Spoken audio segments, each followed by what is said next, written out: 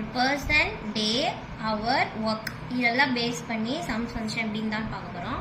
P1, D1, H1, W1ன்றது first category, P2, D2, H2 and W2ன்றது second category. ஒரு கொஸ்டினில் ரெண்டாக ஸ்ப்ளிட் பண்ணிக்கிறோம். இப்போ வந்து ஒரு இந்த கொஸ்டினை பாருங்க. If your company pays 6 lakhs for 15 workers for 20 days, how much would it need to pay for 5 workers for 12 days? அதாவது ஒரு கம்பெனி 15 ஒர்க்கர்ஸ்க்கு 20 நாளுக்கான சம்பளம் எவ்வளோன்னா 6 லட்ச ரூபாய் கொடுக்குது. அதே போல் 5 ஒர்க்கர்ஸ்க்கு 12 டேஸ்க்கான சம்பளம் வந்து எவ்வளோ அப்படின்றதான் கொஸ்டின். ஸோ 6, 15 and 20ன்றத ஃபர்ஸ்ட் கேட்டகரியாகவும், 5, 12 நம்மளுக்கு தெரியாத இன்னொன்று நம்ம எப்படின்னு எடுத்துக்குவோம், எக்ஸ்ன்னு எடுத்துக்குவோம். அதை வந்து செகண்ட் கேட்டகரியாகவும் பிரிச்சுக்கணும். இப்போ வந்து அவர்ஸ் வந்து இங்கே இல்லை. அப்போ அவர்ஸ் இல்லைன்னா என்னென்னு எடுத்துக்கணும்னா 1 எடுத்துக்கணும். இப்போ சம்ஸ்குள்ளே போகிறப்போ நம்மளுக்கு புரிய ஆரம்பிச்சிடும். இப்போ Pன்றது பர்சன், 15 பர்சனா, அப்போ P1 எடுத்துக்கிறோம். ஃபர்ஸ்ட் கேட்டகரியை ஃபுல்லாக 1 எடுத்துக்கிறோம். இப்போ ஹெச் கொடுக்கல, அப்போ அந்த இடத்துல என்னென்னு எடுக்கணும், 1 எடுக்கணும். அதே போல் இங்கேயும் ஹெச் கொடுக்கல, அதாவது ஹெச்ன்றது என்ன, அவர் கொடுக்கலன்னா நம்ம அதை வந்து 1 டினோட் பண்ணிக்கணும். இப்போ இதான் formula. P1 D1 H1 divided by W1 equal to P2 D2 divided by H2 divided by W2. இப்போ இதை எப்படி எழுதலாம்? P1ஓட வேல்யூ என்னன்னா 15, D1ஓட வேல்யூ 20, H1 நம்மளுக்கு இல்லை, அதனால 1ன்றதை எழுதிடும். Divided by 6 equal to P2 என்னது 5, D2 வந்து 12, W2 வந்து X. நம்மளுக்கு தெரியாது, W2ன்றதான் நம்மளுக்கு கேட்டிருக்க கொஸ்டின். ஸோ அதை வந்து Xன்னு எடுத்துக்கிறோம். அப்போது X மட்டும்தான் வேணும், மீதம் இருக்கிறது எல்லாமே அப்படியே ஆப்போசிட்டில் போயிடும். இப்போ X வந்து நம்மளுக்கு டினாமினேட்டரில் இருக்கு. அப்போ இதை இங்கிட்டு கொண்டு வருவோமா? அப்போது இது இங்கிட்டு வந்துருச்சுன்னா அதாவது டினாமினேட்டரில் இருக்கிறது நியூமரேட்டரில் வந்துடும். மீதம் இருக்க இந்த டேர்ம் அப்படியே வந்து எங்கே ஆகும், இதில் இங்கே போயிடும், அதாவது ரெசிப்ரோக்கல் ஆகிடும். 6ன்றது மேலே வந்துடும். ஆல்ரெடி இங்கே என்ன இருக்குது, 5, 12, இந்த 6 வந்து மேலே வந்துச்சுன்னா நியூமரேட்டரில் வந்துடும். அடுத்து 15 into 20 நியூமரேட்டரில் இருக்கு, இது ஆப்போசிட்டில் வரும்போது டினாமினேட்டரில் மாறிடும். ஸோ இதெல்லாத்தையும் அடிச்சு கொடுக்க போகிறோம்.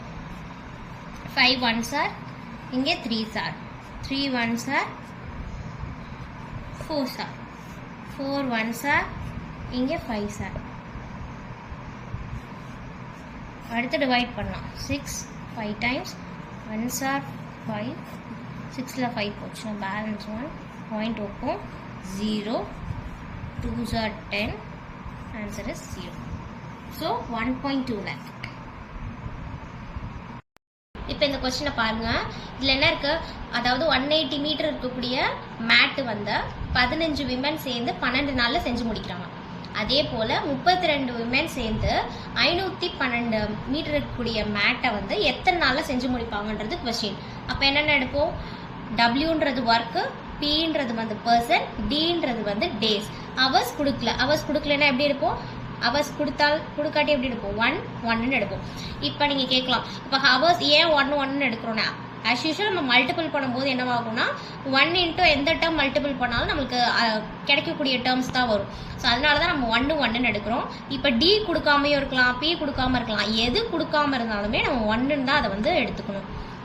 ஸோ இப்போ ஃபார்முலாக்குள்ளே போனோமா, ஃபார்முலா என்ன, P1 D1 into H1 divided by W1 equal to P2 D2 into H2 divided by W2. இதில் அப்படியே சப்ஸ்டியூட் பண்ணலாமா? இப்போ சப்ஸ்டியூட் பண்ண என்ன வருதுன்னு பார்க்கலாமா?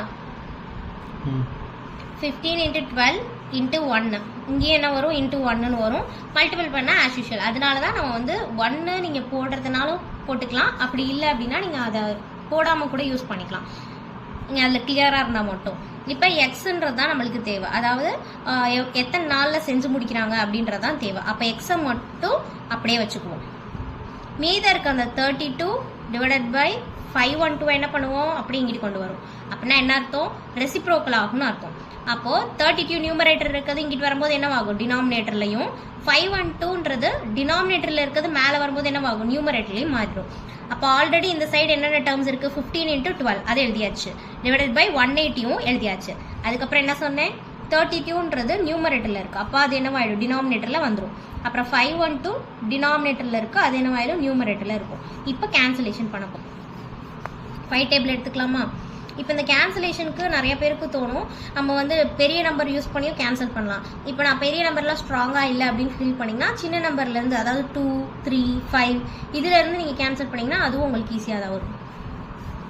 ஸோ நான் இப்போ வந்து உங்களுக்கு ஈஸியாக இருக்கணுன்றதுக்காக ஒரு 5 டேபிளில் சூஸ் பண்ணிக்கிறேன். 5 டேபிளில் சூஸ் பண்ணிங்கன்னா இது 3 டைம்ஸ் வரும். இங்கே 5 3s are 15, பேலன்ஸ் என்ன வரும் 3, அப்போ 13 ஆகிடும். 30 வந்துச்சுன்னா இது எப்படி 6 5s are 30, அப்போ 36. இதையுமே அடிச்சு கொடுக்கலாமா 1 டைம்ஸ், இது வந்து 12 டைம்ஸ். இப்போ 12 கேன்சல் ஆகிடும். இப்போ 32வும் 512 இருக்குது. இப்போ 32வை நீங்கள் டேரெக்டாக கேன்சல் பண்ணலாம், அப்படி இல்லாட்டி நான் சூஸ் பண்ணுற மாதிரி 2 டேபிளையும் கேன்சல் பண்ணலாம். இப்போ 2 டேபிளை கேன்சல் பண்ணிங்கன்னா என்ன வரும் 1s are பேலன்ஸ் 1 வரும், 12 ஆகிடுச்சு. 6 2s are 12. அப்போ இங்கே 2 2s are 4, balance 1, 5 2s are 10, balance 1, 6 2s are 12. இப்போ இதை மறுபடியும் நான் 2 டேபிள்லேயே கேன்சல் பண்ணி காட்டுறேன்.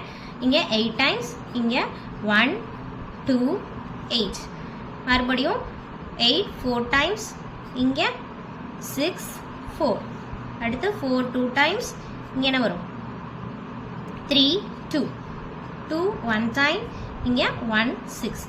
So answer is 16 days. 81 students வந்து 448 மீட்டர் இருக்கக்கூடிய வாலில் 56 டேஸில் வந்து பெயிண்ட் பண்ணி முடிக்கிறாங்க. அதே போல் 160 மீட்டர் இருக்கக்கூடிய வாலில் 27 டேஸில் பெயிண்ட் பண்ணி முடிக்கிறாங்க. ஆனால் எத்தனை ஸ்டூடெண்ட்ஸ்னு தெரில, அதுதான் நம்மளுக்கு கொடுத்துருக்க கொஸ்டின்.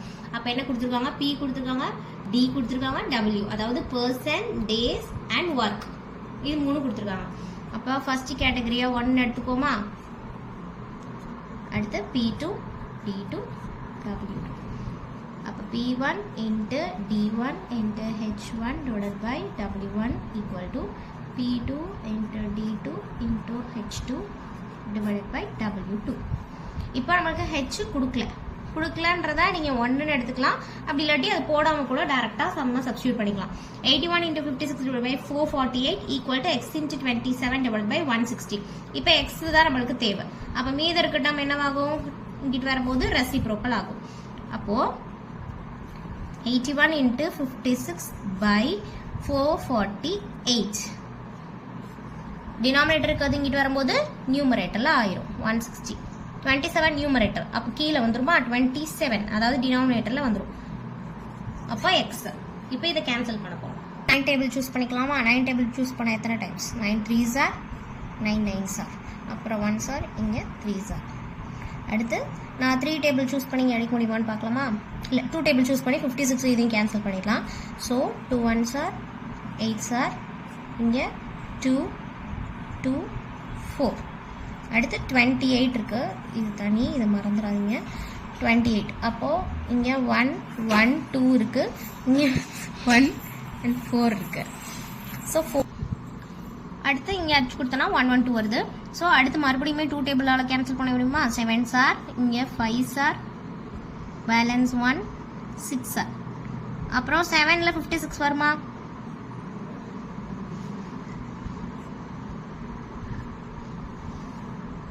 அடுத்து இங்கே 8 இங்கே அடிச்சு கொடுக்க முடியுமா.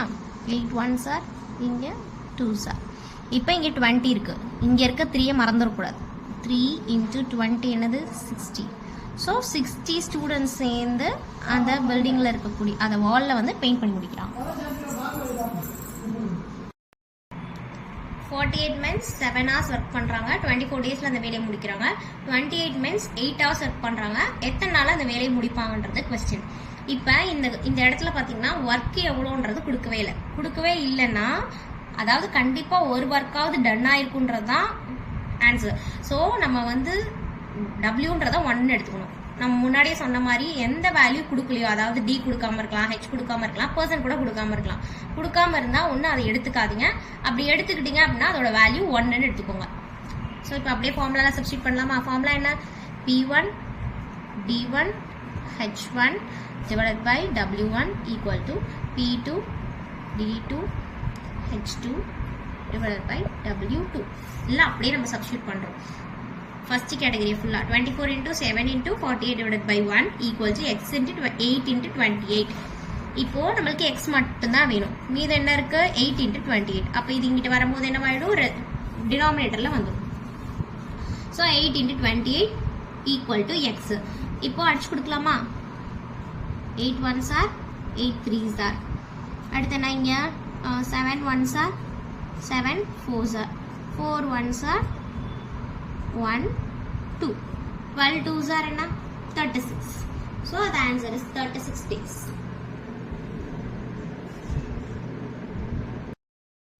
இப்போ இந்த சம்ல 210 men வந்து 12 hours வேலை பார்க்குறாங்க, 18 நாள் அந்த வேலையை முடிக்கிறாங்க. அதே போல 20 daysல 14 மணி நேரம் வேலை பார்க்குறாங்க. எத்தனை மென் சேர்ந்து அந்த வேலை பார்த்துருப்பாங்க, அந்த வேலையை எத்தனை நாள் முடிச்சிருப்பாங்க அப்படின்றதா கொஸ்டின்.